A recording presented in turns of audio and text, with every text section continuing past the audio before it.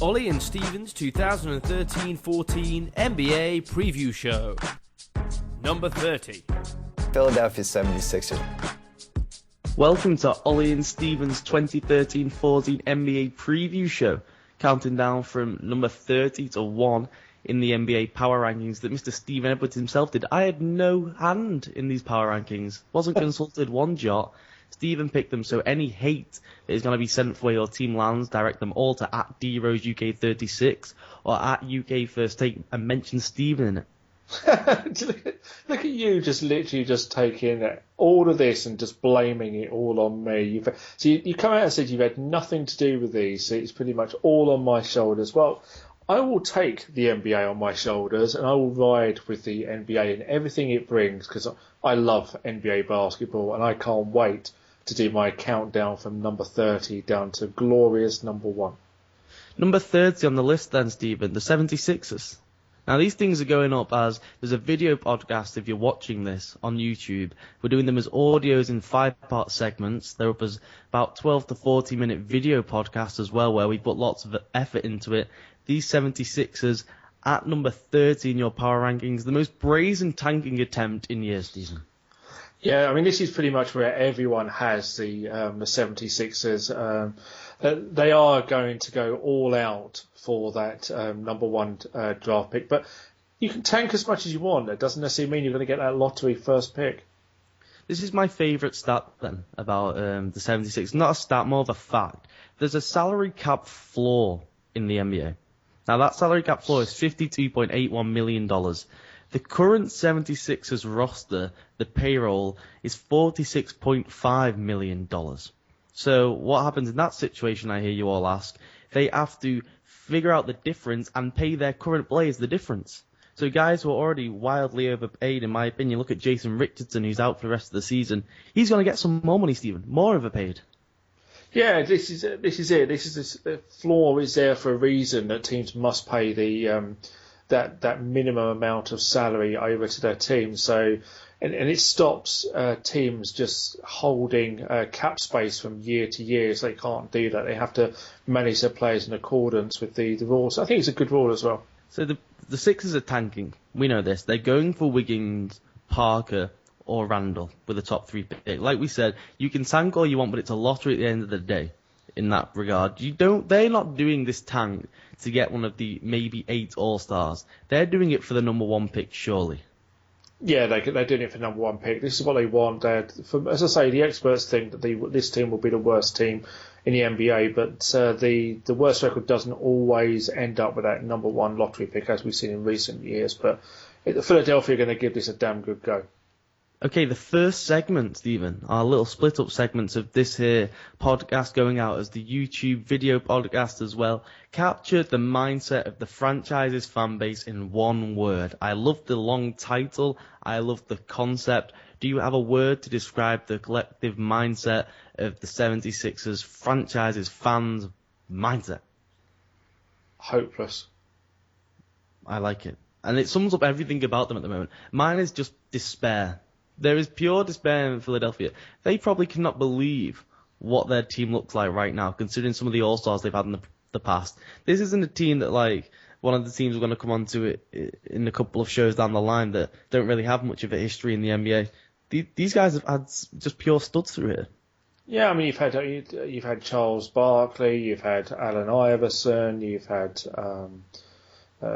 Julius Erving. It's all kinds of players that have come over towards this Sixers franchise. And when you look at where this franchise is now, they've not been very successful. It's been one poor show after another. I thought about 2 or 3 years ago when they knocked off the Bulls in the playoffs when Derrick Rose was hurt, I thought that actually wasn't that bad of a team when it was coached by Doug Collins. But yeah, they're pretty much right back down at the basement again of the NBA. All right, let's check out what the 76ers did last summer. Steven, they drafted Nerlens Noel. They picked up Michael Carter-Williams, the point guard. They picked up that number 1 pick from the Pelicans, which might be another top 8 pick, by the way, which they got by trading away Jrue Holiday. What do you make of the incomings to begin with? I think Nerlens Noel is a good pickup. I think the that number one pick I think could prove huge, but I didn't like the idea of them getting rid of Drew Holiday. I thought Drew Holiday was a very good player for the 76ers, and it's a bit of a strange one, but I suppose in the upcoming draft, you have the potential to draft a better player than Drew Holiday, and it just then speaks volumes for what the New Orleans Pelicans have pretty much given up.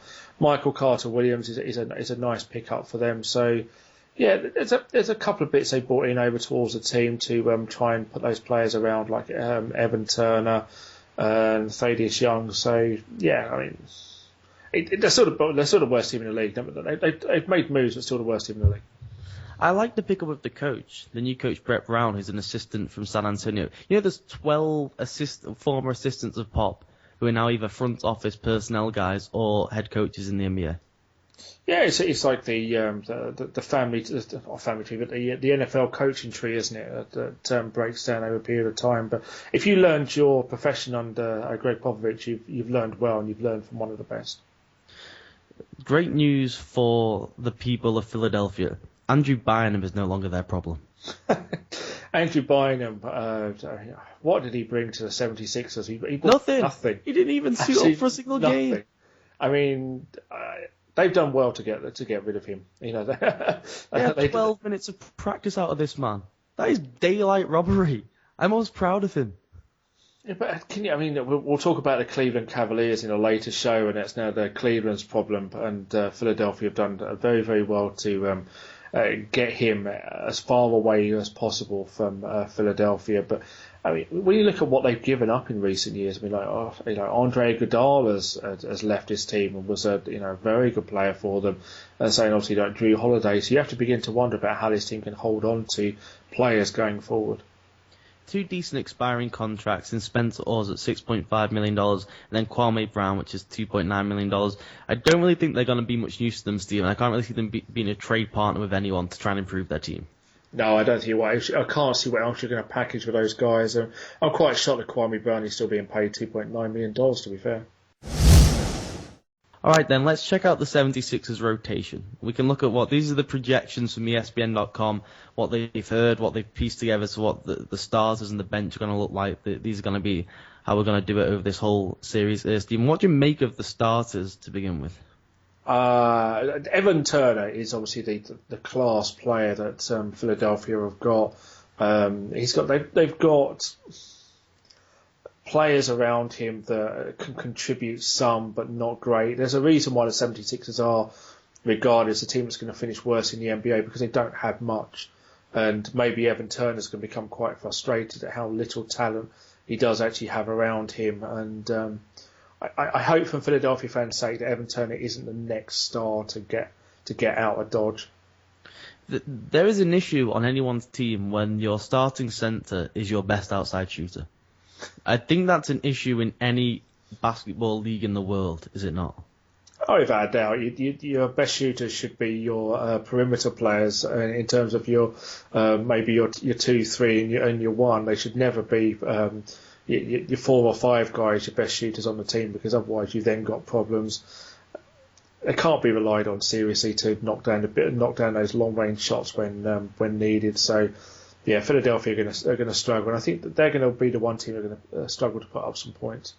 And for those questioning now why Jason Richardson makes his way onto this nice graphic and onto the bench here, he's on crutches for the whole season, as a lot of you may know, but I think he's actually better on one leg than a lot of the backup guys there in Philadelphia. Yeah, it's nice that you mentioned Jason Richardson being on the bench, because that's pretty much where he's going to be for the whole season. In street clothes, he's not going to be suiting up. It's going to be a fashion showcase. What can you bring to the table, Jason? Am I mad, Stephen? I quite like Tony Rotten. They brought him over from Memphis this offseason. This guy is a sort of a late round fantasy sleeper for me. I think in a team, you look at what Drew Holiday did last year.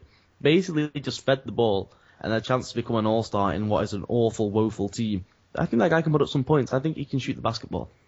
Yeah, I mean, he could be the guy that over the course of a season becomes one of the early guys coming off the bench in the rotation behind Turner and Carter-Williams. So, yeah, I think it's going to be interesting to see how they maybe utilise rotation. I think the best thing that 76 could do is become unpredictable. and just try and catch a few teams off guard on any given night, because I think wins are going to be incredibly hard to come by for this team.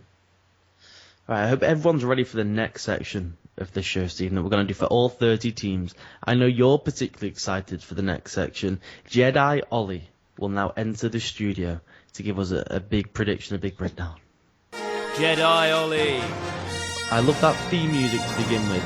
I like that Yoda can make his way into the First Take UK offices and have his voice blended to our podcast for 30 individual shows. I like that a lot. And I thank Thomas Moore for all the voiceovers he's done for these shows. Stephen Edwards, Jedi Ollie, is going to sit down here for every single show. He's going to make a bold prediction about each and every team. Some of them may not be as bold as others.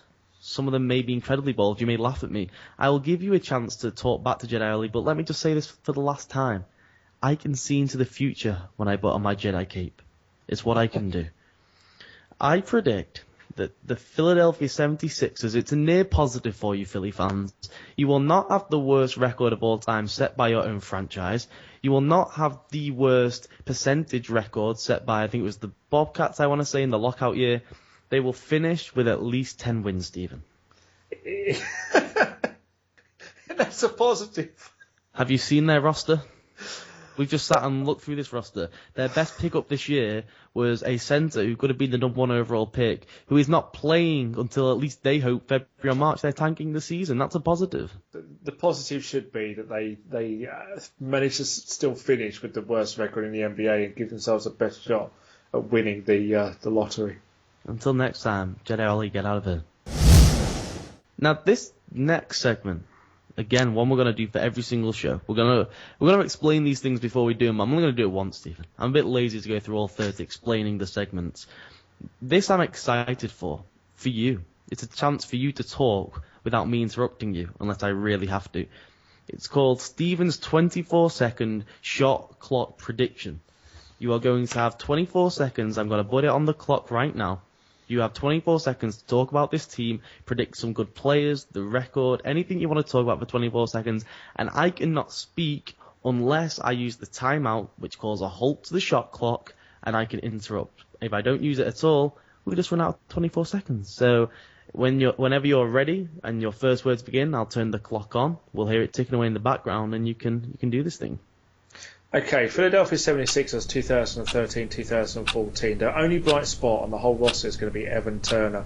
If they manage to somehow get Nerlens Noel into the rotation as the season progresses, then you might see some positive play outside of him. Philadelphia will ultimately look to tank this season and try and get that first pick in the NBA draft by trying to get as many balls as they can into that lottery bucket. They cannot afford to win games to try and jeopardise what maybe will happen. Buzzer beater.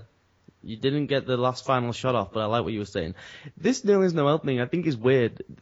They're actually going into the season, I believe, hoping that their first round draft... Well, they didn't draft him, but they traded him for him straight away.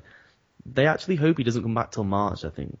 Yeah, they really don't want this guy on the court in some respects to jeopardise what they're trying to do. I mean, this is going to be one of the most obvious tanking jobs you're going to see.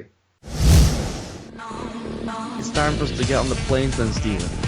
We've gone around off all these shows. Party Central, Party City. We're going to go to Destination City, we call this. I like it. There's some music playing in the background now for those who are listening. Me and Stephen, we're going to talk through these cities now, and we're going to give each city a rank 1 to 10 on why 2 Englishmen would want to go there. Where do they rank for us out of 10 on the willingness for us to get on a plane and fly there to either party or relax or however we want to spend our time there, Stephen? Let's just talk through Philadelphia. What are your impressions of going out there? I should be quite nice, actually, because Philadelphia is my stopover when I go to Dallas in February. And I've been to Philadelphia Airport a few times. I've never actually ventured into the city. I don't want to go and see this team play. I have no intention of venturing out into the city of Philadelphia. So for me, I give the city of Philadelphia a 5 out of 10. I think you're being generous. For me, Philadelphia epitomizes defeat. Now, I'm a guy who likes to think of myself having a Michael Jordan mindset. I am winning at all costs. Even their greatest sporting hero is a fictional Sylvester Stallone character in Rocky, and even he lost at times.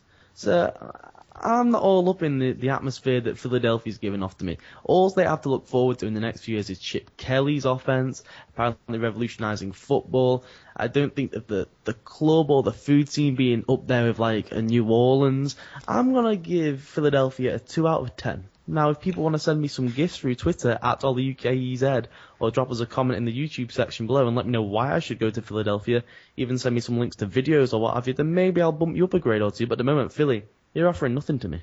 I think you're being a bit harsh, but Philly, I've got more love for the city than Ollie has. So the 76ers then at 30. Anything else to say about this bum of a team? I think this is the last we'll ever discuss them all season long. So have we got any final last words for these guys?